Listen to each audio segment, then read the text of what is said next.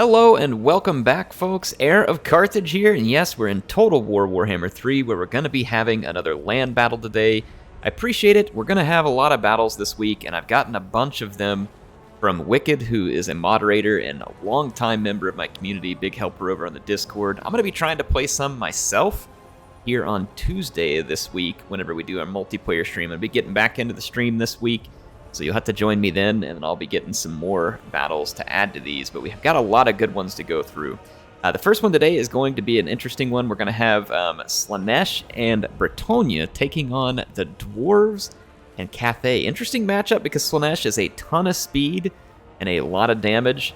Bretonnia is typically like a cav-heavy faction, but if you look at the build here, they were definitely bringing some long-range heat and then some peasants with a goon squad, essentially, in the heels. So it's going to be a really interesting matchup, like tons of speed and damage with some range and a little bit of cavalry support up against the Dwarves and Cathay. And with those two, you know, you could run into a whole lot of artillery, but if you take a look here at the Cathay picks, just a single fire rain rocket, though they do have some long Marauders up in the air, and the Dwarves only bringing a flame cannon. So not quite what I would have expected from the picks. I definitely am excited to show you all how this one goes. And here we are on the battlefield. Things getting started. You can see the Cathay and Dwarves kind of deploying together here, which I think is typically the smarter move when you're in a 2v2, unless you have a really good specific plan. Look at this. The Chaos Furies just getting utterly obliterated by that line of Cathay. The Crane Gunners, absolutely brutal. And we can see here as far as deployment, Belagar out here on his own in this crater, kind of an interesting spot for him. And then the Chaos Furies push back on the other side. The Fire Rain rockets opening up, but it's just a peasant unit they've targeted rather than the Demonettes. Demonettes will do a ton of damage to the infantry that's going to be facing them on the other side, but they will be limited in kind of like, you know, longevity. They don't have the armor or a lot of the defense to make up for that type of thing. That Fire Rain rocket is going to be able to do some tremendous damage unless it's answered. Now remember that there are a ton of trebuchets on the other side for Bretonnia, and trebuchet, you know, one or two of them isn't great, but with that many of them, I do expect to see some damage coming in for Bretonnia with all that artillery from that range. Now, Cathay and Dwarves do have a little bit in common here. They're both quite good with artillery.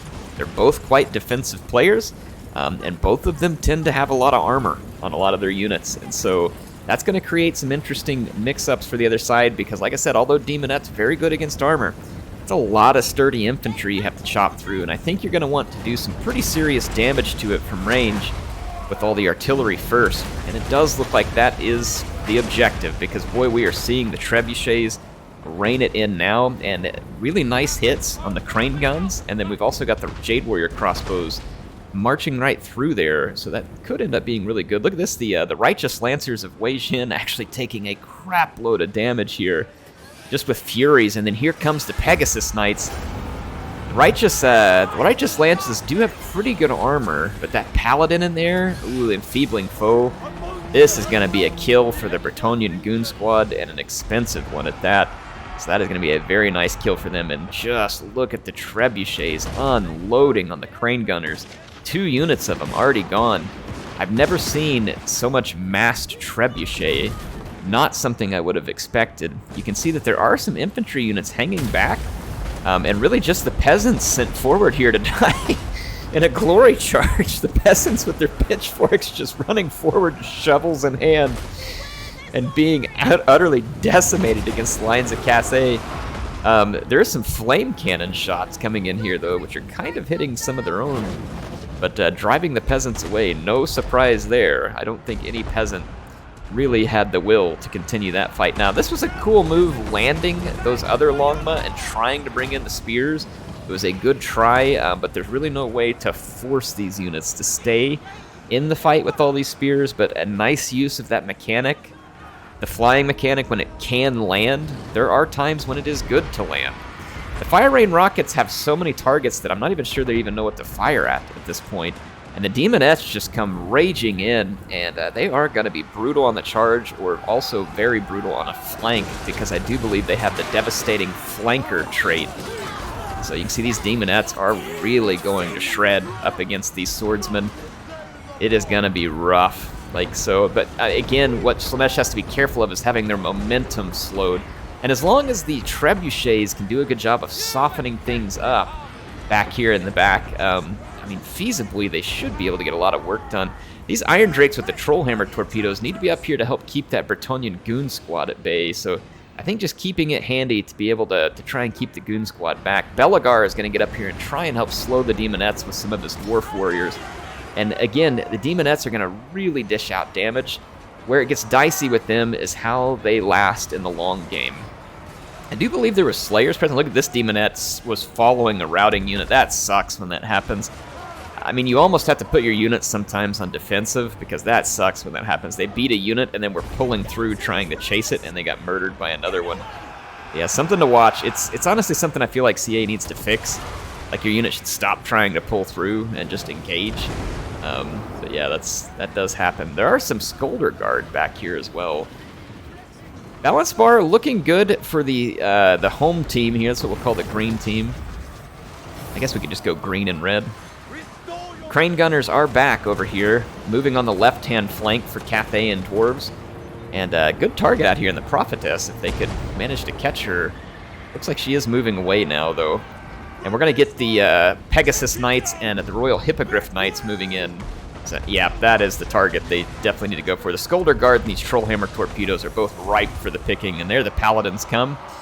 I'm not surprised. Pegasus Knights not great against armor, but they will defeat Iron Drakes. And then let's take a look at the Demonettes. They are still on a pretty good slaughter. We've also got the Seeker Chariots on roll now, too.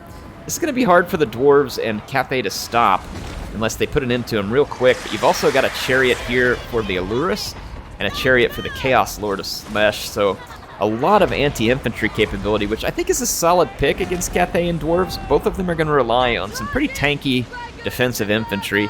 Chariots require a little bit of micromanagement, and sometimes they don't pay back good, but they can cause a lot of damage to dense formations of armored units, and you can see them being pretty darn effective here.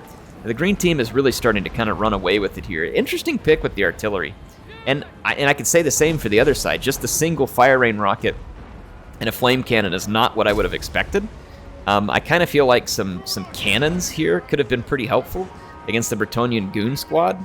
And then as I'm thinking about Dawi, the Goblobber is usually a pretty good pick if you expect to have to take out enemy artillery. And the reason I say that is because the Goblobber hurts the leadership of the enemy artillery really bad when it scores a hit, and it's pretty accurate because of it being a 9 chevron regiment of renown. So I feel like the Goblobber and cannons can do a whole lot of work for the Dwarves. And then for Cathay, I mean, the Fire Rain rocket makes total sense. I guess maybe they were concerned that since it was Bretonnia and Slaanesh, things would be moving really fast, and maybe they expected like a slightly different target, because, I mean, who comes expecting Bretonnia to bring like 6 trebuchets or whatever that was? I would have never guessed that. It wasn't just 6, it was 7 trebuchets. Holy cow. I mean, that is just a tremendous amount of trebuchets, and it totally throws the balance. The Goon Squad you might expect. Trebuchets, not so much. So that was a really different pick for Geese here. Or sorry, for this one was Wicked who played this. So really nice. I think CA changed this where you can actually see who the player was on the screen. Good on them.